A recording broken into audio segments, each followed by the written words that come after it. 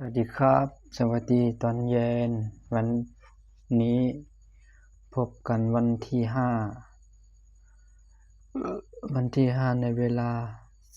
1:19 นาทีนะครับวันนี้ก็วันศุกร์ก็ผมไม่ได้มาค้นหาประวัติวิดีโอเครื่องเก่าที่เราทำผิดมาผมไม่ได้มาหลายวันแล้วนะฮะก็คือ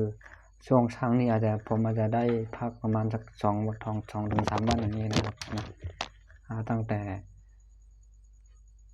วันที่เท่าไหร่นะผมจำไม่ได้แล้วที่ผมไม่ได้อัปโหลดคลิปนะแต่ก็นับจากนี้ไปนับจากวันนี้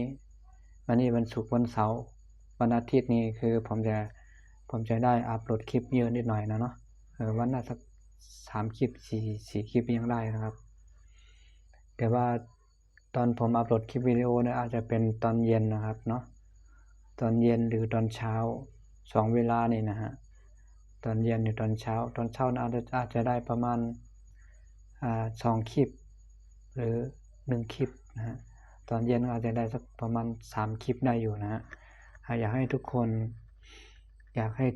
อัปโหลดคลิปลงทุกวันนะครับนะอย่าหยุดอย่ายั้งแต่เวลาพักผ่อนได้พอเวลาเราเหนื่อยแล้วก็พักผ่อนได้นะค่อยๆทำไปนะครับ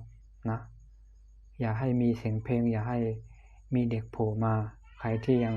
ไม่ได้สร้างมาเพื่อเด็กก็อย่าให้มีเด็กนะอย่าให้มันมีเด็กโผล่มาหน้ากล้องของเราอยู่คนเดียวเราพูดคนเดียวนะเราหาคนเดียวแต่ความศึกษาความรู้เราต้องเรียนรู้ทุกวันความศึกษาและความเรียนรู้ต้องทุกวันนะครับนะวันละครึ่งชั่วโมง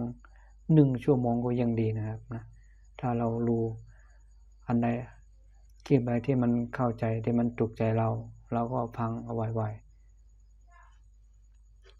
ดูเอาเขาไว้เขาทำอย่างไรเขาทำแบบไหนเราก็เรียนรู้เอาไปใน YouTube นะอย่าไปคิดว่าเราทำคนเดียวเราเก่งไม่ใช่นะครับไม่มีใครเก่งสักคนนะไม่มีใครเก่งนะครับไม่ว่าคุณจะร่วมครับไม่ว่าคุณจะเรียนจบเรียนสูงเท่าไหร่ก็ช่าง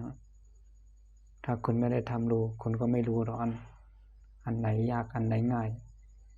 อันไหนมันกินง่ายอันไหนต้องท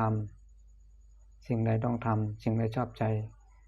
เราจะพูดข้อใดที่ให้คนอื่นเขามองเราแล้วติดตามและถูกใจเรานะอยากจะให้ฝากถึงแค่นี้นะครับคลิปวิดีโอนี้ตอนเย็นสวัสดีครับ